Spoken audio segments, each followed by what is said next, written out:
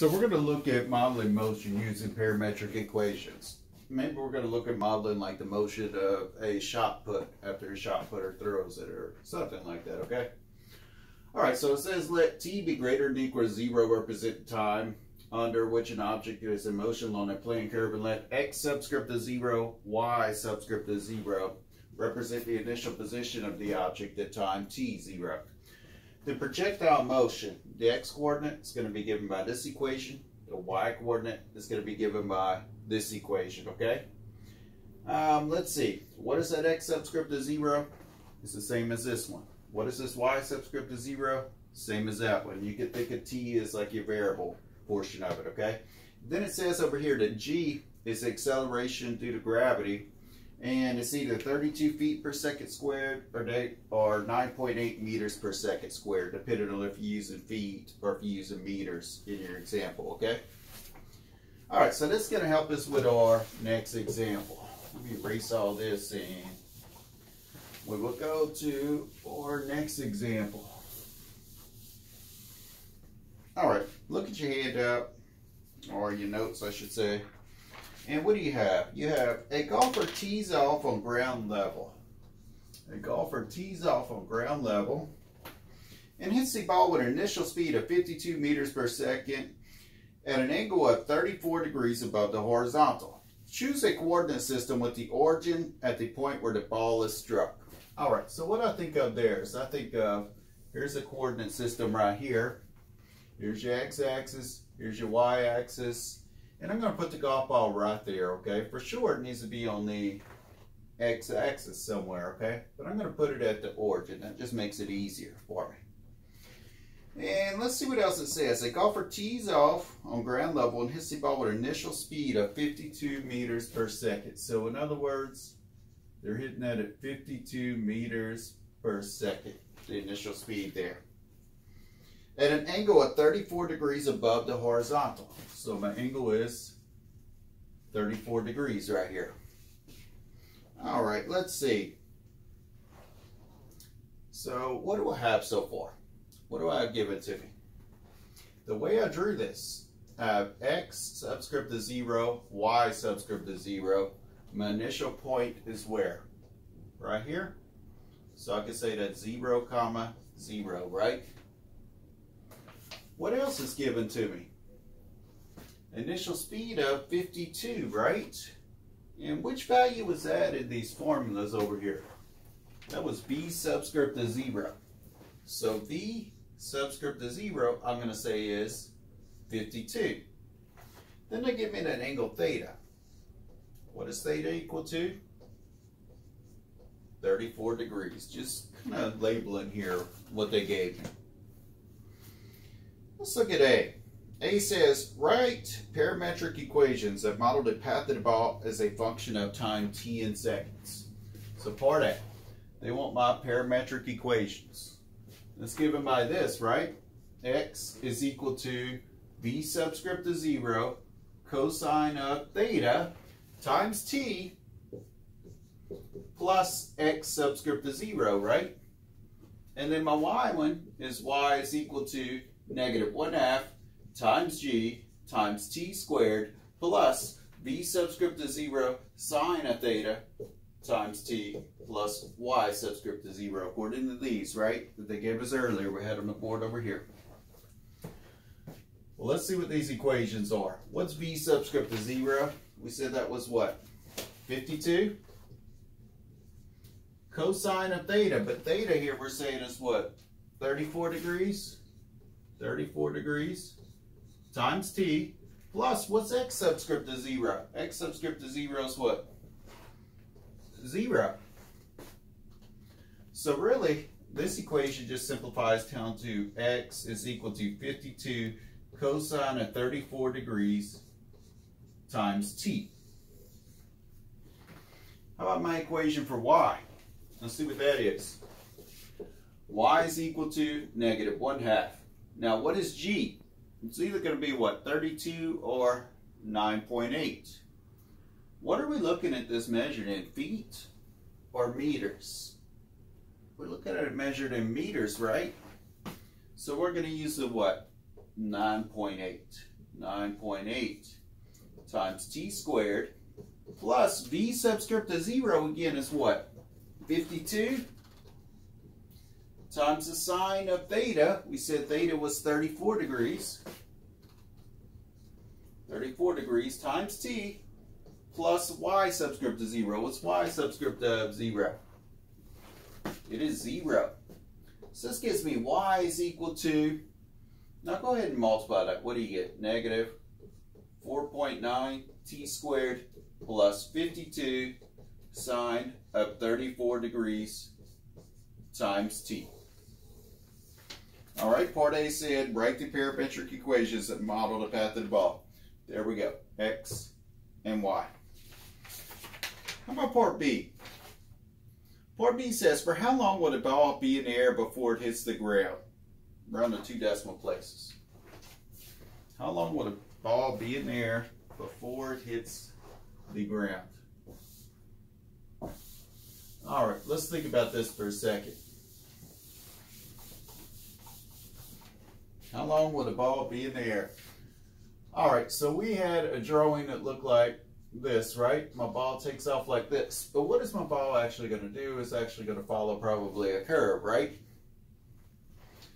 Now, what does that x equation and that y equation do? They represent the horizontal and the vertical position, right? So what are they asking? How long will the ball be in the air before it hits the ground? What's going to happen with my vertical position? It's going to go up, right? As this goes out, my vertical position goes up, then it goes down, right?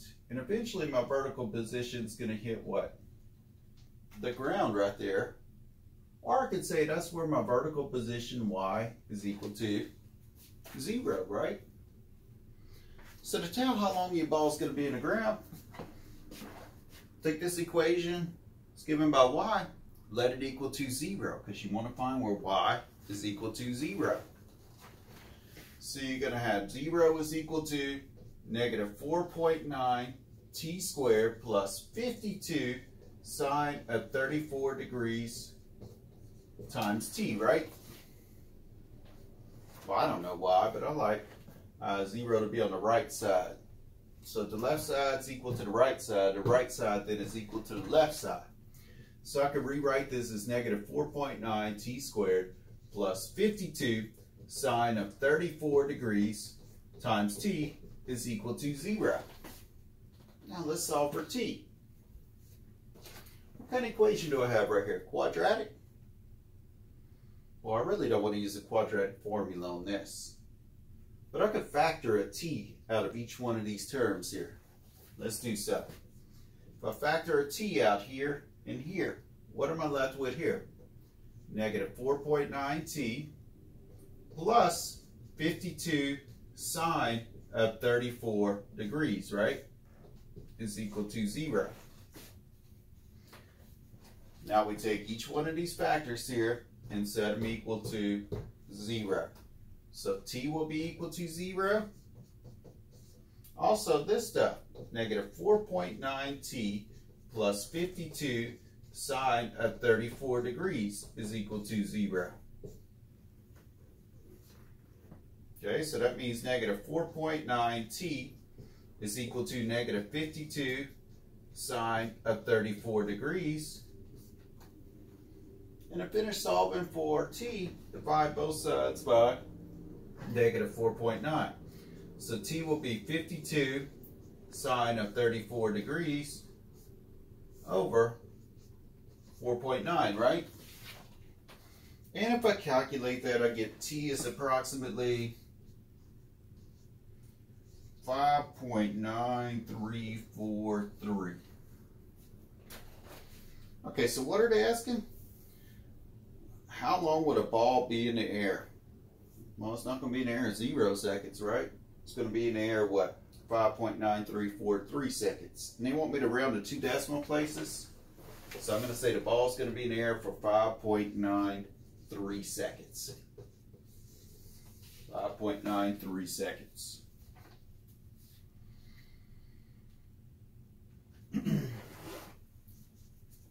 Let's see. Let's look at part C. Part C.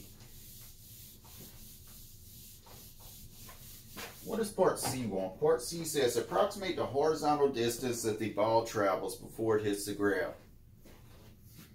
Calculate the horizontal distance. Remember this ball. It's doing something like that, right? So how far did it go from here to here? From here all the way to right there. Well, that'll be my x distance, right? So let's calculate my x distance. Well, we know how long it took for the ball to travel from there to there. We said that was about 5.93 seconds, right? So what was the x distance covered by that? Well, think of your equation with x in it that we have for part A. What was the equation that we have for part A with x? It was something like, what, 52 times the cosine of 34 degrees times t? Yeah. So let's see, x is going to be about 52 times the cosine of 34 degrees, and how long did it take? About 5.93. But let me use more decimals whenever I'm doing this calculation. So I'm going to say times 5.9343. Go out to at least 4 to get your answer more accurate. And if you plug all this in your calculator, you get approximately 255.64. Or they want us to round to the nearest foot. We're going to say approximately 256. Well, round to the nearest meter, because it was in meters. So we're going to say 256 meters. Book. I got this problem out the book, and the book actually had a mistake there. I need to correct my notes too. That should be round to the nearest meter. All right, D. When is the ball at its maximum height? So when is the ball right here at its maximum height? Okay, that'll be the maximum of these values, right? It'll be the maximum of my y values, okay? So what do I want to do for part D? So translated for part D is going to be to maximize y. Maximize y. Well, y was given by this equation, right? Y was given by negative 4.9 t squared plus 52 sine of 34 degrees times t, right?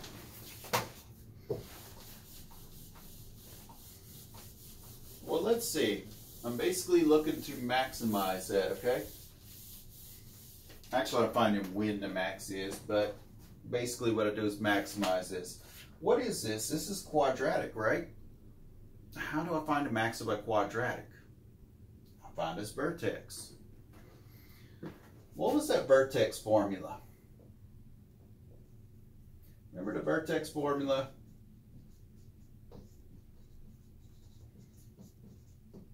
Was what? The first order pair was given by negative b over 2a. And the second number in order pair was given by your function evaluated at negative b over 2a, right? This is vertex formula for a function f here. So the second coordinate was given by evaluating your function at that first coordinate, okay? All right, so let's find this. This was what we called h, and this was what we called k, right, in the vertex formula. So let's find h. What is h equal to? Negative b over 2a. So that's negative. What's my b term in this quadratic? This part multiplied by t, right? So 52 sine of 34 degrees all over 2 times a. What is my a? The coefficient or the part that's multiplied by what? T squared. Negative 4.9. All right, let me see what they say here. When is the ball at its maximum height? Give an exact answer and an approximate answer to 2 decimal places. So for the exact, what I'm going to do is I'm going to divide 52 by 2, okay? So what does that give me? That gives me what? 26 sine of 34 degrees over 4.9. Now also what I did was I divided by 2 here, but I divided a negative by negative. All right, so we're going to call that our exact answer. Exact, if I can get it to right, is 26 sine of 34 degrees over 4.9. And what is that? That's the what? Yeah, that's the h coordinate of this thing, right? That's the first coordinate of a vertex. But what does that give you? That actually gives you what? This value right here. And what is it measured in here? I gotta look at my paper because I'm confused now because I had feet written in where meters. Okay, but anyway, this was measured in seconds. This was measured in seconds. And think about it, because what you're really doing here is you're really finding t and then your function value at t. All right, that was exact, but what else do they want? They want an approximate answer to what? 2 decimal places? For my approximate answer, if I put this in my calculator, I get something like 2.97 seconds. And then part E, what is the maximum height? Okay, so what did I find right here? I found when it reaches its maximum height, right? At 2.97 seconds. Well, what is the actual maximum height? What I need to do is I need to find my second value of my vertex, okay? So I need to find my second value of my vertex. How do I do so? Let's see, which part is this? This is part E. So I need to find my k value of my vertex, right? How do you find your k value? You take your function here and you evaluate it at what you found for your h value, okay? So you take your function here and you evaluate it, so you're going to have negative 4.9 instead of t squared. What you're going to have is this stuff squared, 26 sine of 34 degrees over 4.9 squared plus 52 sine of 34 degrees plus 52 sine of 34 degrees times t. But what am I using for t? I'm using this value again, 26 sine of 34 degrees over 4.9. Now, you could use the approximation. I would just carry it out like to a bunch of decimals and then plug in that here and here if you want. That's fine. All right, so whenever I calculated this, I got about 43.14 and round to the nearest meter. So that would be what? 43 meters is the maximum height. There you go. Good luck with the homework. Oh, aren't y'all excited? This was the last lesson of this semester. Y'all have fun with it.